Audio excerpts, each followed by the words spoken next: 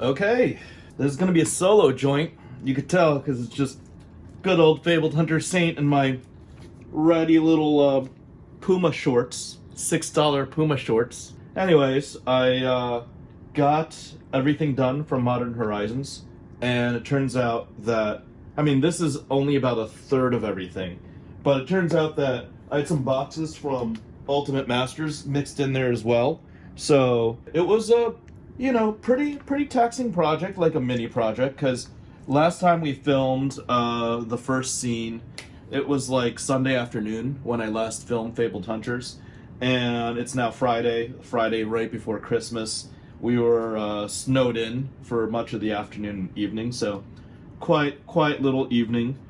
Big Baby and I already put the little one to bed, and I just wrapped up all the sorting for the Ultimate Masters, the UMA. We got everything into sets, and it basically took me about much of the week.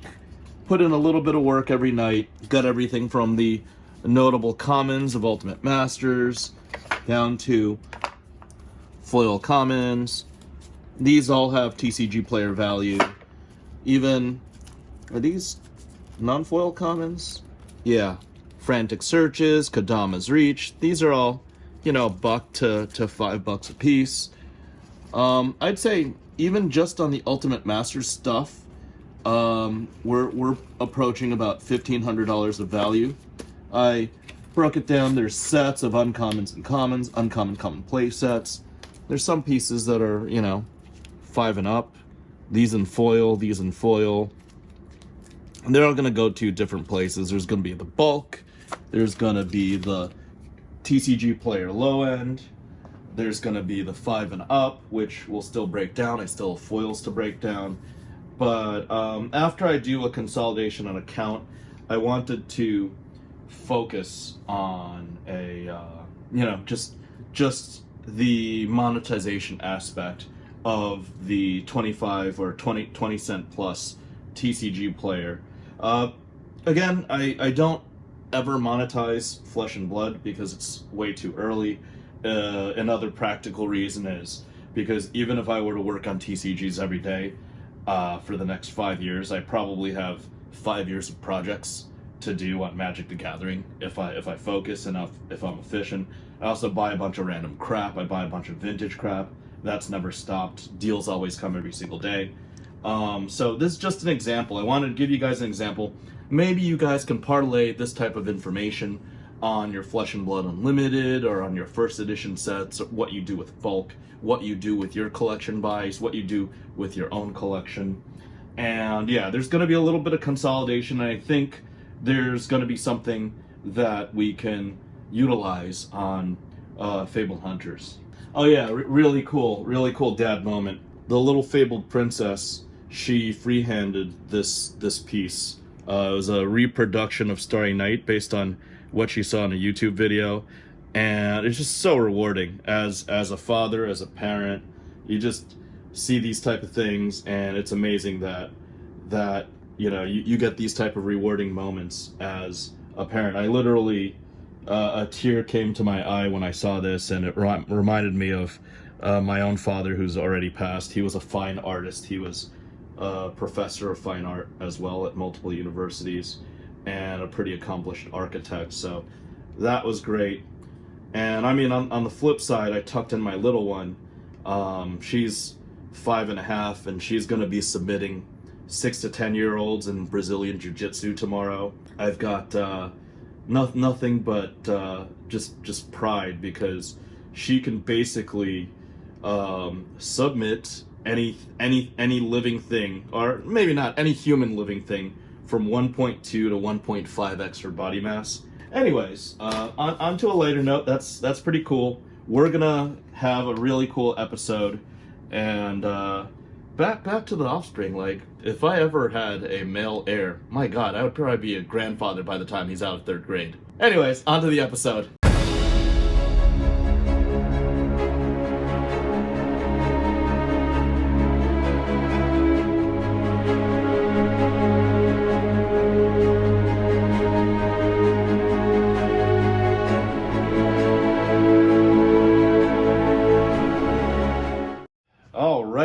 right, it is Christmas Day. I took a lot of Christmas Eve to organize everything specifically for this episode. Now that every last card has been sorted, again, I found out I had about call it $1,500 worth of cards. Found some foil John Avon lands and I think Battle for Zendikar lands just lying around. There's a whole bunch of other stuff. Two boxes of Modern outside of this, which is probably around $1,500 after selling fees. Found some Ultimate Master stuff. I just have to say the collation for this set in 2018 was pretty solid. This is the only excess of UMA out of a bunch of sequential boxes. So really pretty decent collation. They could have had it. They could have kept it going. WotC could have. I mean, I think we've got 1, 2, 3, 4, 5, 6 uncommon play sets. Get the front of the play set. Uncommon play sets, meaning 4 of each, because it's 4 max per deck for Magic the Gathering. So these are 6 sets of uncommons out of all this bulk that I sorted out. Yeah, so 5 of the boxes turned out to be UMA, so there was some discrepancy. I thought it was all Modern Horizons, but it's been sorted. It took me much of the week to sort. So I got 5 boxes UMA. I do have a lot of Modern Horizons bulk, though. We got 9 boxes of bulk. Turns out that each of these boxes is about 4,000. Each of these rows is minimum 800, between 800 and 810 when tightly packed, and they're all relatively tightly packed. Got everything labeled and sorted. This is blue and black commons. So yeah, everything up till here is blue. Let's see, blue, right? Everything after this divider is black. I didn't think there'd be a premium for it, but normal bulk comes at roughly, I think, $6, $5 to $6 per thousand. But that includes random cards, that includes non-playables, that includes tokens. But we negotiated, or I encouraged the recipient to negotiate. I think we're up to 8 cents, or $8 per thousand, or call it 0.8 cents. Is that right? 0.8 cents per card. Basically $8 per thousand. Honestly, the bulk guys, especially when they're selling Modern cards, I think you could even negotiate up to $10 per thousand, but you gotta leave something, you gotta leave some meat on the bone. So that's 8 boxes plus 8 full boxes, that's $320. Row and a half, call it another 1,000, $335 for the bulk. And that's gonna be probably cash. And I did want to focus on was the opportunity on TCG Player. But before I got into that, wanted to talk about just foils. Rudy on Alpha Investments always says that foils are essentially gravy, they're free. And for example, I think I bought 600 Modern Horizons boxes, but I only opened 450 of them because I remember selling 150 of the boxes for, call it a 10-20% profit after shipping back in 2019. But 3 complete sets of foils were the spoils, and this is completely free. And I remember how great this set was. Almost every single mythic, like Morophon, was super valuable, even in non-foil. Ephemerate was just a banger of a card, which we'll get into in a little bit. Sarah the Benevolent was solid. Giver of Runes was like Mother of Runes. She was good as well. So there were a bunch of bangers in this set. I mean, even Archmage's Charm was special. That card sold for a bunch. And I remember we had buy list opportunities. Force of Negation was multiples per box. This card in non-foil, I remember taking $60 in cash per copy, and it almost came, it was like 0.8 or 0.9 or 80 to 90% chance of hitting this every single box, something like that. Urza was huge. I don't know how he's doing right now, but his non-foil version was up to like $40, $45. It was just a really crazy set. If they just left this set as is and just let Modern Horizons run, I don't know, these boxes would probably be like $500 or $600. Seasoned Pyromancer was huge as well, just extra gas. You can even get residual value from it. You could exile him from the graveyard to get additional red tokens. So really, really strong card. Hex Drinker was huge. I mean, this is just such a banger of a set, and when it came out, it was a testament to WotC's research and development department and the great things they could have done. Now for the downside. Hogak was a 7 casting cost 8/8 that you could essentially just delve and bring out of your graveyard, right? You don't have to spend mana. You can essentially tap creatures and bring this out turn 2 and have an 8/8 trampler, have a force of nature with no downside, summoned from your graveyard. They cheated it out turn 2, and then within not even a month, I don't think, they banned this card, so it went from like $30 non-foil down to like 0. Renin 6 was amazing. Then it got banned in Modern and Legacy. I don't even know what it's playable in. Maybe like Vintage or something like that. Arkham's Astrolabe, same thing. Really amazing card. You could just 1 casting cost. It replaces itself. It draws a card. Add 1 mana of any color. I think it first got banned in Pauper. Then it got banned in Modern. Then it got banned in Legacy. It's like, why are you even printing these cards if you're not going to test them? And that's what just detrimented everything. It's the beginning of the end, and now we're in a second cycle. I think Modern Horizons 2 got printed out. Double Masters, they reprinted a bunch of these cards. So, you know, even the lands like Nurturing Peatland, Fiery Islet, all these cards were amazing when they came out. It was such an innovative set. It had snow-covered lands, not seen ever since, I think, Cold Snap. It was just such a great set. Anyways, I held on to this set. This foil set was over $3,000, almost $4,000 for a set of foils at one point. I did luckily move 2 of them. So at one point I could have gotten roughly $12,000 in just free value from the $450 as I opened. I did trade 2 of the sets for, I think, 3 pieces of Power 9 in Near Mint Raw. This is one such piece. So again, this is free. These are free proceeds. Just one of the proceeds netted. This card I traded in late October, holding for the buyer until he comes back from vacation. But this card ended up grading well, 9.5 basic. That's basically $13,000 in value that I didn't really have a cost basis on because, again, foils are free. So got this thing raw, graded it out, turned out nice. Now, to the main point, which is the TCG player component and how picking through this and working with affiliates, working with partners in the community brings out value. We've got these 12 cards, gonna focus on it really quick. Again, I made sure I did everything down to the card so that I could investigate deeper, look deeper, and get everything down. So you got Ephemerate, TCG low is 73 cents. Segovian Angel, TCG low is 15 cents. It was higher before the holidays. A week ago it was higher because, you know, the modern market is just crazy. It fluctuates. Fairy Seer is 40 cents. Changeling Outcast is 18 cents. Defiles 21 cents. Putrid Goblin has gone down 14 cents. Lava Darts 15.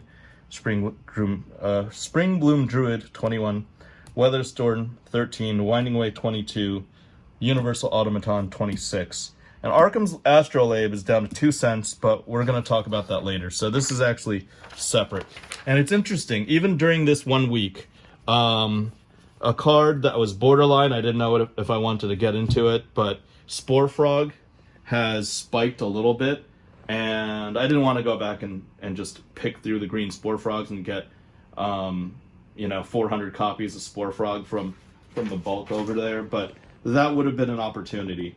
And I mean, Ephemerate, there are 417 copies, 388, 393, 402, 380, 413, 388, 399, 396, and 327. So I've got all these copies documented. I'll give you guys a peek at the screenshot in a little bit. But basically, this isn't even for me. This is for my buddy in Wisconsin, D-Rod, and you could say, hey, why are you even picking through like 13-cent and 14-cent and 15-cent cards? But there's a method to my madness here.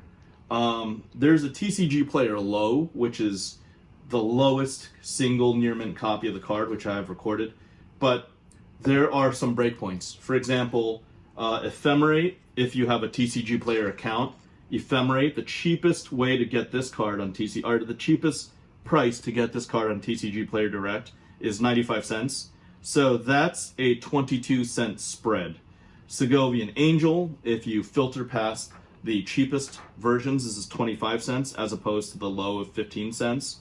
Fairy Seer is pretty standard, and it moves pretty healthily at 40 cents. Changeling Outcast has a low of 18 cents. If you have a TCG Player Direct account, you can healthily sell this at 29.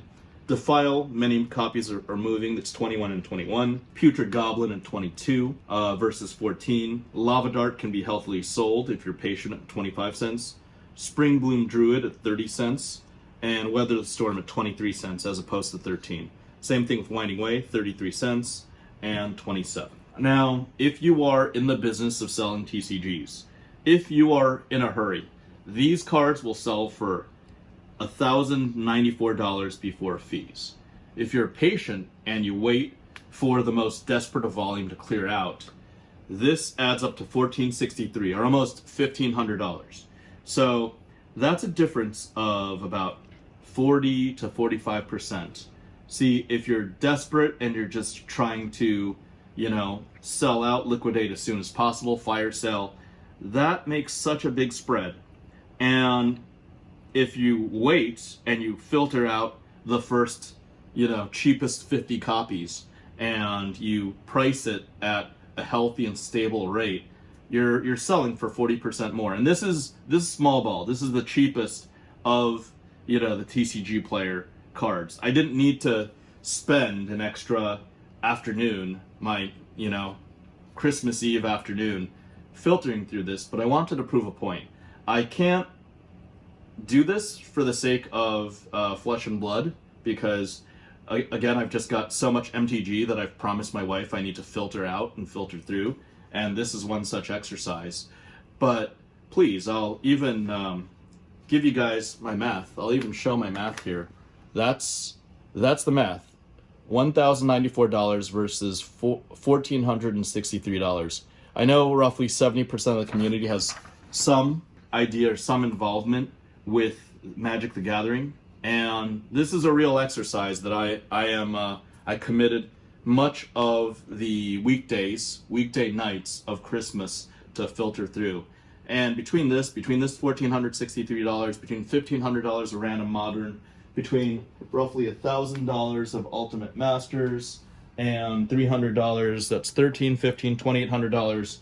That is $4,200 of cards that it took me a week, or call it 4 weekday nights during my hobby time to filter through.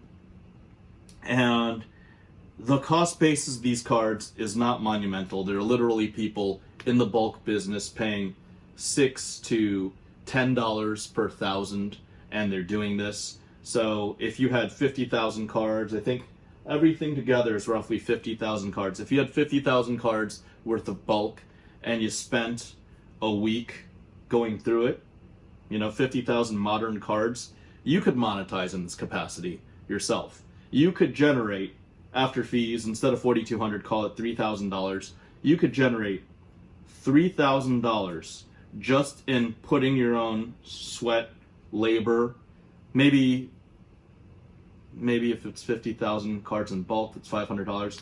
Maybe after your cost basis, it's $2,500 in profit. You could generate $2,500 in profit just off of a week. The weekend time, the extra time, was just me sorting this, because usually I wouldn't sort it. I wouldn't get the exact count. I wouldn't have gone through the bulk and figured out down to the penny how this is, but I'm kind of OCD, so I'm spending the extra time typing up in Excel, double counting everything, double checking everything. But yeah, I've always said that this is, I'm an American. America is the land of opportunity. At least that's how it was presented to me 40 years ago when I was brought to this country. I still think it is. And all you have to do is roll up your sleeves and do the work.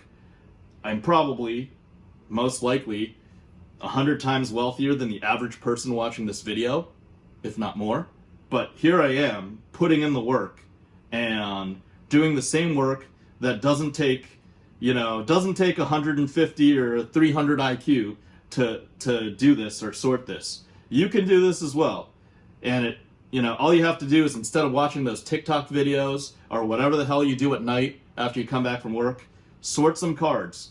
I was, learning about or following up about crypto. I was watching some CoffeeZilla videos, learning about the Logan Paul scam, learning about the Tech Lead scam, learning about FTX, learning about the Andrew Tate Hustler University scam, as well as following up on MTG content and Flesh and Blood content, learning how to be a better content creator, and trying to absorb, the techniques, trying to learn about the community. So I was learning while sorting, while keeping my wife happy as well, because she wants these cards the hell out of the house, while also generating, $3,000 to $4,000 of revenue for my colleagues, because I'm not charging them for this.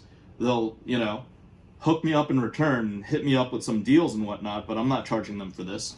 This is, helping other people generate wealth. And the one last thing, in addition to what I said about Wizards of the Coast and about their printing and about, their shortcomings, they knowingly printed a card like Arkham's Astrolabe.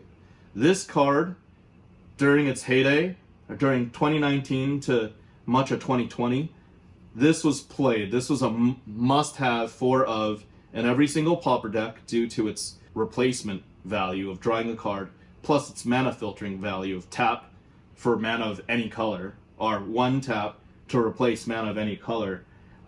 It was $1.34 at its peak, September of 2019. This card actually sold in the secondary market in Singapore. I had sources in Portugal. I had dealers in South America that were paying $2 for every copy of this card. And I believe through the 450 boxes that I moved, that I opened, I moved about 2,000 copies of this card. So I probably made somewhere between $3,000 to $4,000 while monetizing just the Arkham's Astrolabe. And this is what's left. I mean, I said in previous episodes that I sold Fairy Seers, Ephemerates, Winding, all of these cards I had sold throughout the year that I was monetizing Modern Horizons. And that doesn't count every single Ren and 6 non-foil that I sold at $90 cash at a show, every Force and Negation non-foil that I sold for $60 cash at shows. And I mean, my cost basis after initially selling back 150 boxes, my cost basis on the 450 boxes that I opened was something like $50K. I probably, even before this little project, probably monetize a total of $150K just by rolling up my sleeves and putting work into this set and selling off the pieces, selling off common play sets, uncommon common play sets, complete play sets, full sets as well, 2 foil sets, doing things like trading into gradable assets and selling the graded assets. Again, I think this thing was sold in October at a 13 or 13.5K cash value. So again, this is a niche market. This is an inefficient market, as evidenced by, Asia, South America, Europe having different pricing and different needs. And this is prominent in all TCGs, not just Magic the Gathering. I'm sure it's in Flesh and Blood. I've heard that it's in Pokemon, although I haven't really monetized Pokemon outside of the sealed and the graded markets. Sure, there's a niche out there in Weiss. I'm pretty sure there's a niche out there in Yu-Gi-Oh! And it's up to you, the TCG enthusiast, as well as, you learning about the different aspects, about, or having even the right mindset about not needing to liquidate, because just liquidating just fire selling even your most, humble common cards versus waiting for a 30 to 45 day window and letting it slowly sell out at a gradual pace, that can make a 40% difference. So hopefully this was helpful to you guys. I'm just trying to provide a little bit of perspective, put in a good amount of work for the additional filtering so that you guys could see this whole process. And hopefully, Dildorado and my other colleagues, my affiliates, they appreciate the care, the filtering through all the bulk, picking out of the $5 plus cards, where that's going to another affiliate actually tomorrow. So yeah, this 42, call it 4,000 plus in goods, this is going to be split amongst 3 other affiliates, and I win because a bunch of boxes are leaving our house, so my wife's happy. Anyways, hope you guys learned something today. Hope this is helpful. I wanted to just, again, remind everybody that we do exercises like these, we do projects like this on Patreon. The long game, those are our Patreon episodes that are locked behind our Patreon subscriber wall, and it's additional to anything that we do here on FaBled Hunters.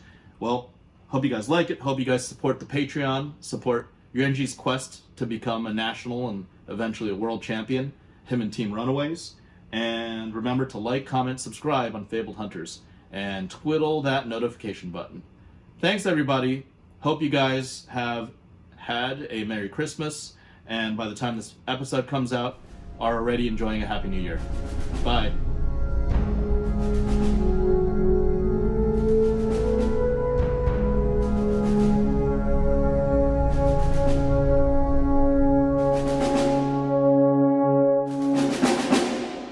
Last little piece. I've already lost my camera woman chatting up the neighbors. I can't emphasize this enough, that you should always do your best to recycle sleeves. These are penny sleeves because they cost about a penny. But for example, I de-sleeved probably 4,000 cards. 4,000 times a penny is like 40 bucks. Could use this for all sorts of things. Could use this to preserve some cards. Obviously you're not going to put your cold foils or your legendaries in here, but just have sleeves on the side. During the pandemic, due to supply chain issues, these sleeves were as much as 3 cents each, like literally $3 for a thing of sleeves. And the other thing was, the reason why I have these sleeves is because at one point, my wife and I, although we weren't grading the cards, we preserved, what we felt were quads or better of Modern Horizons because of how great the set was. Because in 2019, I drank the Kool-Aid, and I literally said, you know what, one day, this set is so great that one day we might want to grade these cards if they keep the set as is. Obviously, they've reprinted everything to oblivion, and Wizards has spoken out and shown us their true colors. They're not worth supporting, so screw it. There's probably quads and tens in these, but whatever. I could scratch them up, I can bend them all. It's all worthless. All right, that's it, guys.